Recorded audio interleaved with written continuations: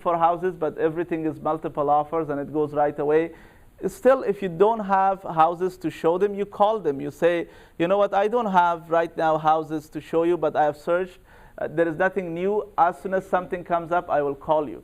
If you don't call them, they will think that you have abandoned them. They think that you don't care. They think, as he said, you're too busy. So then they will move on to some other agent, right? So constantly be in communication with them. So how your clients can get impressed? Exact same way that your circle of influence, your friends and people that you know will be impressed, the same way your existing clients will also be. It is about your image. But this is a little bit different. So because real estate is not about selling properties. It is about you, having confidence in you, trusting you, and liking you. And how that can happen is about you having more deeper relationships and feeling comfortable. I've already said this, but I will tell you some of the ways that it matters for existing clients. Number one is that they will feel confident in you. We have talked about this in your circle of influence. The same thing applies to existing clients, that they know that you will find them the best deals. If you list their house, they feel confident that you will sell it on time for the highest price. They also might be asking you questions. One of the things at least you should do is once in a while read some articles related to real estate. I know it is boring. I know it is hard. I know it is not easy. But Toronto Real Estate Board, for example, publishes monthly newsletter or report. Read that. Have some basic information. When people ask you, you don't want to be struggling to answer their question, because people will ask. For example, they say, should we buy now or should we wait? What do you think the interest rates are? What is going to happen with interest rate, right?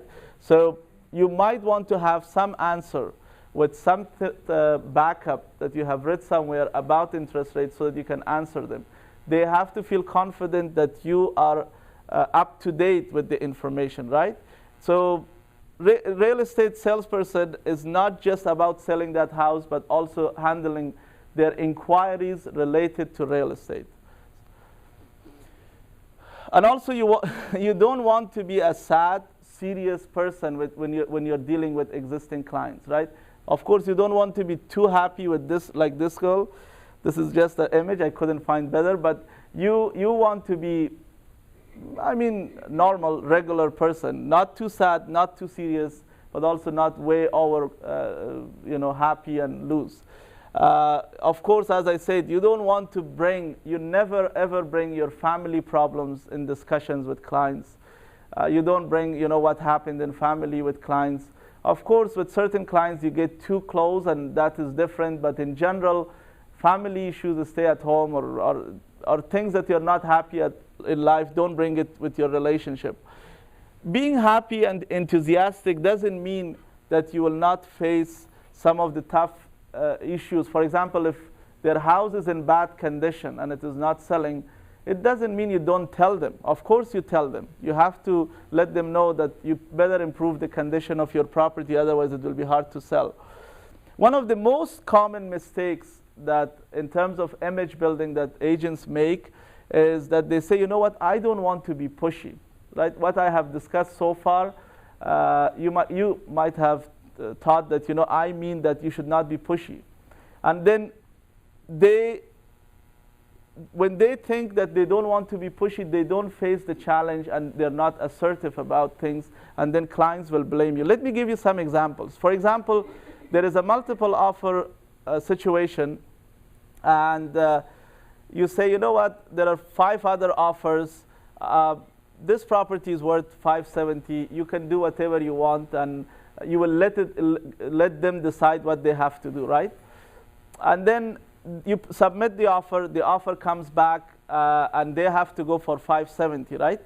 And then you say nothing. You just say, you know what, it's up to you if you want to accept or not. Next day, when they lose the multiple offer situation, because I know this will happen, they will come back and say, you know what, if you would have told us, if you would have, confidently convinced us, we would have bought that house. Because they lost that house, they're mad, they're upset, and they want to blame someone, and you're the best person to blame, right? When I say assertive, it doesn't mean you force them to do something. It is just to convince them to do what is in their benefit. So for example of this multiple offer, the way you can approach is that, and this has to be genuine, by the way, we have looked at 30 properties. This is the best property that matches because you want it to be walking distance to school, you want it to be right beside a bus, public transportation, and you wanted a property with finished basement. So we could not find any of those properties. Now, yes, this is a multiple offer situation. Yes, it might sell 20, 30,000 more than it is worth.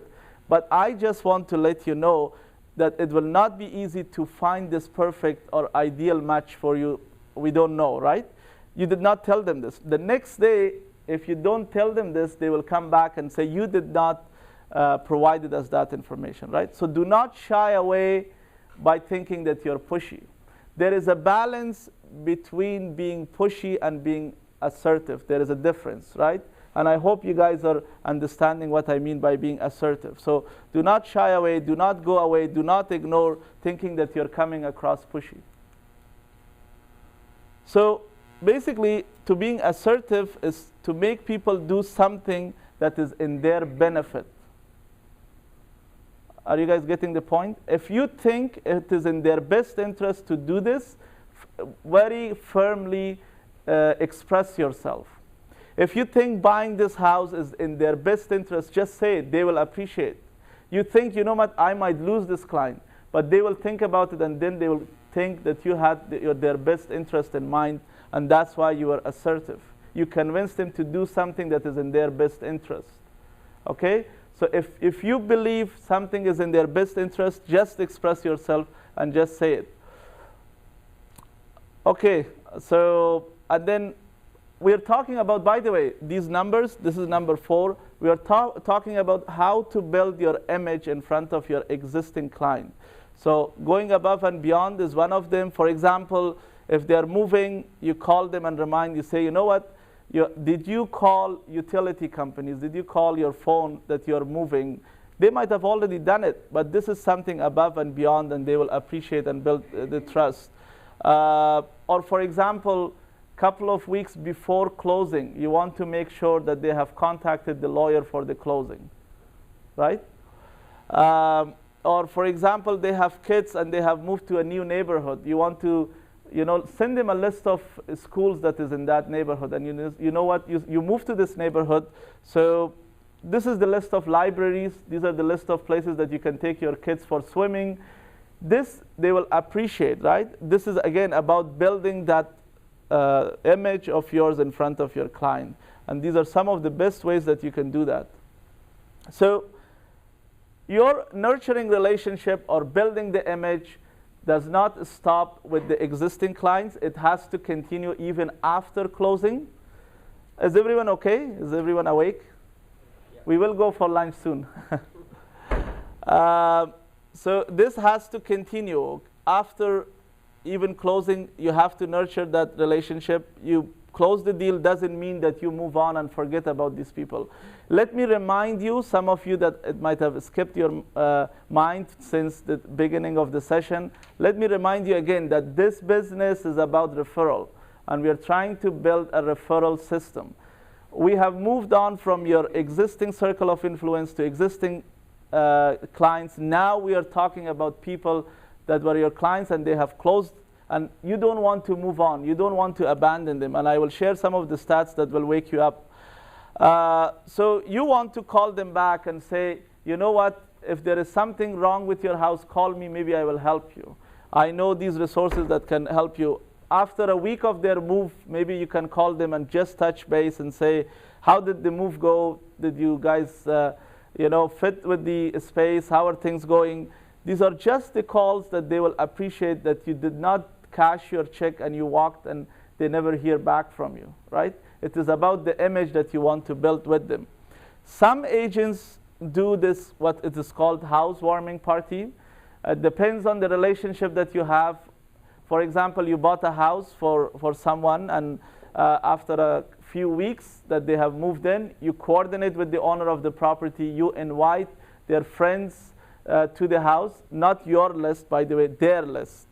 And they will be, some people will appreciate that you have arranged this housewarming party. It could be a lunch, and you have provided the lunch, and they have come. And you have even helped to call their friends if they don't have the time. You know how many people you can get referrals if these people are happy with you, right? That you have thrown this, and you can co-host it with, if there is a mortgage broker you're working with. There are some stats which I will share that shows that if you do not constantly keep in touch with your clients after the transaction, they will forget about you. You think, I bought a house for someone, or I sold a house to someone, maybe a couple of years they will remember me. There was a study done which shows that that's not the case. This is one of the most important slides, so pay attention because it matters a lot. Look at this, 87% of people search online before buying. So before they buy, they go on Google and say, I want to buy a house in Markham, for example. But only 6% of this will go take their agents online. Only 6%. So I search online for houses, and people think that if I'm present online, I will get the deal, but that's not the case. 42% of buyers, which is almost half of those people that search, they will find their agent through referral. That's a big number. 40, like that's almost half. But this is the most interesting part that I wanted to talk about. 88% of buyers would hire you because you sold them the house. But only 10% do. You know why? Because they forgot about the agent. So let me give you numbers. What does this mean? So let's say if you sold 10 houses in the past 1 year, right? Out of those, according to this stats, and this is general market, out of those 10 people that you sold, 9 of them want to work with you. But then 3 years later, they forgot that you existed, that you dealt. They don't have your number. They don't know how to find you. They totally forgotten about you. So only you get 10% of that business. You can see and appreciate how much of opportunity we all have lost in the past because of our lack of keeping in touch with those past clients. Right? And we have all made these mistakes. And same thing applies to sellers, that they want to hire you, but they have forgotten about you because they think that you're not in the business. I will tell you something happened to me. At the beginning of my career, I advertised in this community paper, and then I stopped it after 1 year. So a couple of years later, I was shocked by how many people stop me and say, real estate did not go well for you. I say, why? He said, because you're no longer in the business. I said, why? He said, because you're not advertising anymore in that paper. So if they don't see your face, if they don't receive communication from you, they think that you have gone out of business. Or you're not doing in business. Good. So they want to move on to someone else. I can just sort of add a point to that. Okay. My former colleague, this is before I had even gotten into real estate. He had purchased his first home with his wife, and it was a small 1,600 square foot home. As he progressed up the corporate ladder, he was making significantly more money. He was doing very well for himself, and then family grew. They were looking for a bigger home for themselves. He told me at that time he went back to the original agent that sold him his first house, and there's a 12-year gap between that transaction. And now he had bought a significantly very high-end home. So that there was definitely some sort of communication that was maintained. So he went from a smaller home to buying a multi-million-dollar home, went back to his original agent from 12 years ago. And the 12-year agent, whoever it was, he or she did not spend a penny to get that kind of a commission. Sure. It simply just came from a referral. Like, this is what we mean, that 10 years later, you don't want to chase clients. You want to build a business. But this is another interesting stats that after 3 years, 88% of home buyers forget the name of the agent. So when you're not in communication with them, they forget about you. And it matters. And that's a perfect example that 12 years later, they bought a multi-million-dollar home with this agent. So it's important to keep in touch and nurture that relationship. For the past clients, relationship starts with the transaction itself, and then it continues after the transaction. What does that mean is that if they are not happy during the transaction, no matter how many gifts you send to them, how many postcards you send to them, how many times you call them to wish them happy birthday, they may not refer you because they didn't have a good experience here. You guys are following me? So with the past clients, relationship starts with the day one that you meet them. So it is so crucial that in this area they're happy with you. Only then they will refer you. And if they do, then they will refer you. And I think, as I said, this business is word of mouth. Now, successful, this is a 5-year strategy, as I was talking about. 90% of your business 5 years later will come from referral. So that, what does that mean? If you're an agent that started today, or if you started 3 years earlier, if you commit yourself to do this today, 5 years later, you don't have to advertise in magazine. You don't have to do cold call. You don't have to do prospecting. You don't have to do online anything. If you simply keep in touch and keep your existing clients happy, you will receive 90% of your business from them, which is a lot. So you have to decide today whether you want to be a transactional agent or a relational agent. Do you want to always chase these people, and each transaction you treat it separately? It is like selling a pair of shoes. I mean, today you know that if someone walked in Yorkdale Mall and bought that pair of shoes from you, it doesn't mean that if they need it again, they will come back to you. They might go to another location in another mall, right? Are you thinking about real estate in that way, or you're thinking about real estate as a relationship? If you keep them happy with this transaction, you know that they will come back to you and they will refer you more clients. So the 100,000 that I was talking to you, let me, before lunch, give you a roadmap how to make additional 100,000. And this is not what you're doing right now. However you're making now, just continue. I'm not saying to stop doing that. All I'm saying is, how about if you give my way 1 year? You have tested everything. How about if you give it a 1-year try and then come back and say, talk to me and say it did not work and I wasted my time and you have wasted my time. And I am here 1 year later to come to hear from you if it doesn't work. Because I know this will work. But as I said, if you do it, if you take action, it will. If you don't, and if you continue with whatever you're doing, then you will have the same results that you have now. So your plan of action is as follows, which is basically enjoy life. But you will enjoy life by doing these things. So once a week, which is 50 weeks in a year, you want to take different friends, not the same friend, okay? Because if you take out the same friend, then there's not much of a advantage to that. So you're taking different friend or friends out for a lunch or dinner or breakfast. I've written lunch because that is where most people feel comfortable. You're simply going out, you're not selling real estate, you're just nurturing your relationship, okay? And the way this will work, you will call them or you will email them or whatever communication that you're just thinking of, calling them and finding out how they are doing, and how about having a cup of coffee or going out for a lunch. That's it. I wanted to talk to you, I wanted to see you, and this is what we are going to do. And there is no real estate involved in here.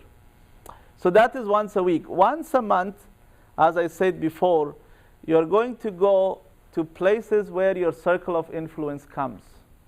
So if you're a religious person, and most of your friends are from your place of worship, then at least attend once a month. Or if you're a person that is more into sports and most of your friends are in that type of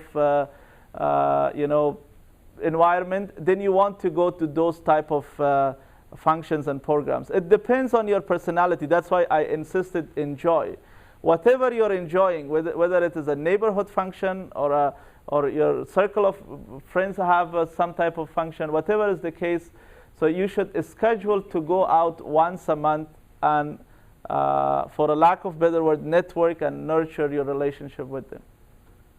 Okay? You don't have to go to all of this because some of them contradict each other.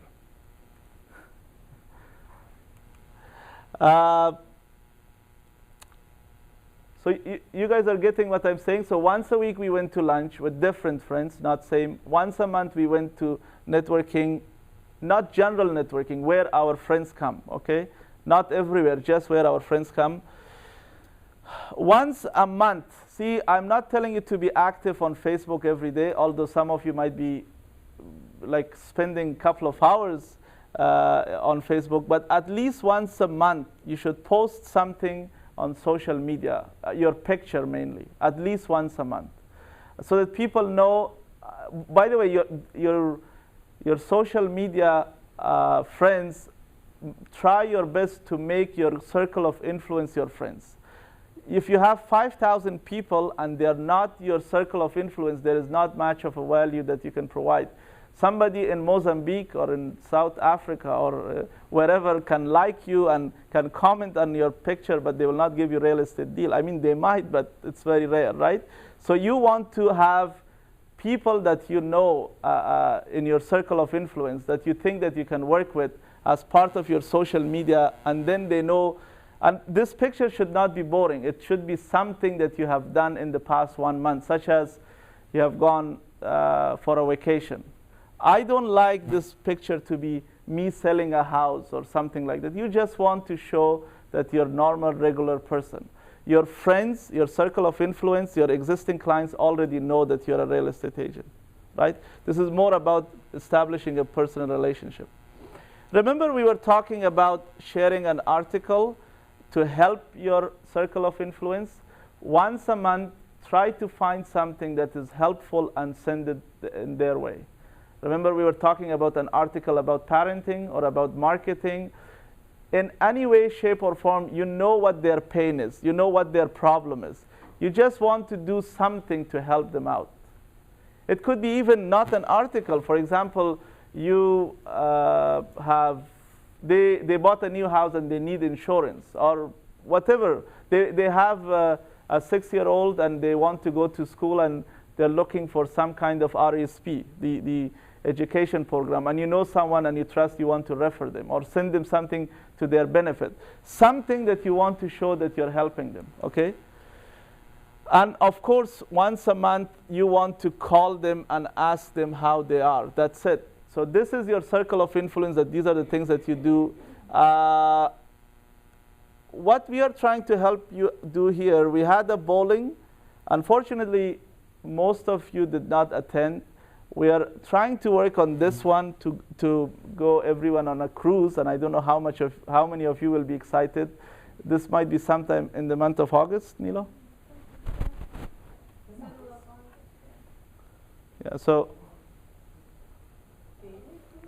if you want, you can invite your circle of influence to come to those parties, or you can have your own barbecue or invitation at home or whatever, but somehow invite them to come over so that you have an opportunity to nurture that relationship that you have with them. So basically, you want to show that you have the culture of caring. You care, right? You're not a person that is irresponsible. You call people on their birthdays. And by the way, I have listed these. These are very specific because these are the things that really impress people. So let me repeat what I have said, and some of them I have said in the past. Call people on their birthdays. Deliver flowers to mothers on Mother's Day. It is very impressive. you might have 50 people that you know that they're moms. Yes, it will cost you the whole day to drive around and deliver those flowers, but you know how much they will be impressed by you doing this? Okay? And these are very specific. You want to arrange for a food on their day of closing. So for example, if they're moving, and I don't mean closing, sorry, this should be on moving day. So the day that they're moving, usually people are busy, they don't cook. You want to do something and show a gesture that I understand you're busy, you're tired, you have done so much. So if you deliver it yourself, that's the best way. It is much better than you ordering pizza and say, deliver 2 pizzas at this address. You want to deliver it yourself, whatever you're delivering. If you can do a housewarming party, we discussed about this, and you want to call people. I'm sure we all work with different cultures. You want to call on their celebrating different type of functions that they have in their life. So to summarize, this is basically the summary of what we have discussed. Going out once a week with a friend, different friend, not the same friend. Social gathering once a month. Sharing personal pictures on social media once a month. Sharing targeted article, which means you're helping people once a month. You're calling your circle of influence at least. By the way, these are the minimum. You can call and you can post pictures every day. I don't care, but these are the minimum that you should do. You should have some kind of gathering and invitation every 3 months. And you want to call people on their birthdays, deliver flowers on Mother's Day. I picked this one specifically because this is the best way to impress people. They feel very emotional about it. Deliver food on closing, and of course communicate every step of the way. See, if you do this, you can see that how much this system will help you to keep in touch with your past clients. Remember I said 88% of people forget you after 3 years? See, there is Mother's Day every year, so at least you're doing that once a year. They celebrate their birthday once a year, so you're always in touch. And I, by the way, I have experienced different things, such as sending cards and sending email, but the best way that works is calling. Okay, this is what I'm sharing with you is after experimenting different methods, and these are the best ways to do. So you can see you have so many opportunities to keep in touch with them, and there is a reason to keep in touch. And you don't have to spend a lot of money. So if you do that, you don't have to talk to thousands of strangers, as some people might try. You don't have to spend thousands of dollars on advertising, because the business will come to you. So let me give you some numbers, because that is still very vague. As I said, in my presentations, I go very specific. As we know, the average price in Toronto is not $400,000. It was close to $600,000 recently.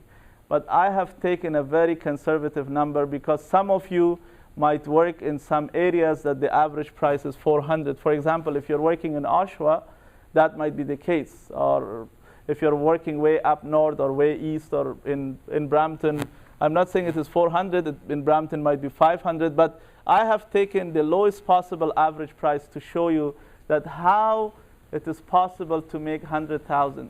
In this business, it is not about a lot. It is just about 10 closings. See, on average, our commission is 2.5%. If you just close with 10 people, you can make that 100,000, right?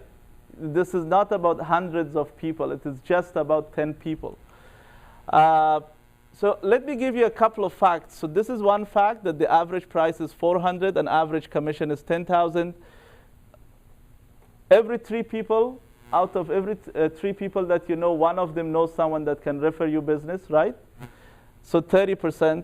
And then after 5 years, on average, people move out. Just have this at the back of your mind when we do calculations. And these are very conservative, very realistic calculations. I'm trying to sell you this so that you believe in this and just do it. Don't just go out of here thinking that you learned something new and you continue whatever you're doing because you will have the same results. Nothing will change. I'm not selling you any product by repeating myself. I'm just trying to convince you that I have done it. This is how it works. This is the system. After 5 years, if you want to retire, by retire, I don't mean that you don't work, but I mean you sit at home and people will call you. People want to do business with you. If you want to build that business, then this is how you do it. So let's say you only have 50 friends. Let's say today is June. Let's commit ourselves. By the time you build your system, it will take you another couple of weeks. So let's say 1st of July on Canada Day, you say for 1 year, I want to implement this system. So Canada Day, I will meet you all in this room, if the same people. Next year, Canada Day, just implement this and see what happens. So for the next 1 year, just come up with 50 people. Do we all have 50 people that we know, that we think we can ask them to go for a lunch or a coffee or something? Do you think we can do that? Yeah. So it doesn't have to be very expensive lunch, by the way. But don't take them to Tim Hortons or McDonald's either, because that is also about the image. I'm not kidding. Don't take them to something average, but don't take them to McDonald's or Tim Hortons. Something that they will be impressed. Of course, it doesn't have to be something very expensive. So just walk with me and help me to walk you with this system. If you just go out with 50 people on a lunch for the next 1 year, those 50 people that likes you right now, and once going on lunch, by the way, implementing the rest of the system, remember the same 50 people we are delivering flowers on Mother's Day, the same 50 people I'm not talking 500 people, the same 50 people we are calling on their birthdays. It is the same 50 people we do all the things that we are doing there, right? Are you guys following me? So it is the same people. We are not changing people. It is just about 50 people. So these 50 people, and also add another 10 people, let's say, that you meet in your monthly gathering. And these monthly gatherings, remember I said, whatever you like, whether you're going to a place of worship or community center, somewhere that your friends come together, or you invite them to your barbecue or for a cruise or whatever. You meet these friends. So you have 60 people. Remember we said a study done by National Association of Realtors, on every 3 people that you know, on average, they know someone that they can refer you, but only conditional on 2 things. If they like you and they trust you, they feel confident in you, okay? So if you have done something for this 60 people, that they like you, they trust you, they feel confident in you, they should refer you 20 people. Am I right? Let's say out of those 20 people, even some of them, they don't work with you, they don't like you, they fall out of the sky. At least we have those 10 people. Do you see how easy we can get to 10 closings? Do you guys follow the math?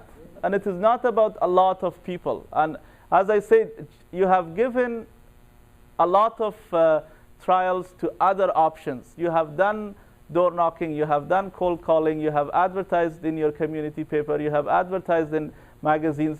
Give this option that is not told to you in the past anywhere else, give this option a try, and let's come back in 1 year time and tell me if it did not work. And this is in addition to whatever you're doing, right? And as every year goes, this database, so we are not talking about thousands of people. You had 60 people here, you added 10 new people, so you're now at 70. You guys are following me, right? So now instead of 60 people, you're delivering to 70 people flowers and calling on their birthdays. It's not a lot of people. And every year, your rate of referral on average should go higher, because now you're dealing with more people. So as the years go by, your income should go high. And by 5th year, you should be around 200,000. And it's a very simple system, because if you don't have that system, which means you have a system to remind you to deliver flowers, it should remind you to call on birthdays, the same people. It should remind you to go out with them. It should remind you to go out of your way and see if you can help them. For example, these lunches that you go, people share, right? Remember I said they want to share about their life. So one of them says that, you know what, I have this kid, my son, he's 9 years old. I have a lot of problems with him. He doesn't listen to me. His teachers complain. You come back home, take a note, search around, find an article, find a doctor, find something. They may not go with your suggestion, right? But you came back, I'm talking about the system. You have to implement the whole system. And then you come back and send them an email, send them share that article that you found, how you can help the 9-year-old guy. You guys are following me? But if you simply go to the lunch, come back home, and just think of giving lunches, that will not work. You have to implement the overall system. You have to look at it as a complete bigger picture. So only if you implement all of it, and if you have missed some of it, you can go back online and see what I have shared. So it's not about a lot of people. As you can see, it's only about 60 or 50 people. So this is a bonus. These people that are happy with you, after 5 years, they move. They usually buy a new house on average. Well, some people might move after 3 years, and some people might move after 30 years. But on average, after 5 years, they move out. So this database that you have built, after 5 years, they will also give you business, which is a bonus income in addition to what we have discussed. So I think I'm at the end of my presentation. After the presentation, I think after the lunch, which we are going to, I think Nilo will tell us where to go, but after lunch, it is the most important part of this session, which I will share with you, a step-by-step, practical, realistic way of handling the transaction, which is very important, because someone might like you, someone might trust you, but if you mess up in the transaction, if that friend of Omaira, an agent that wanted to buy a multi-million-dollar property, if he did not do what to do, they might have dropped him in the process because they didn't feel confident in him. So it is important you know how to handle clients, which we will talk about it after the lunch. Thank you.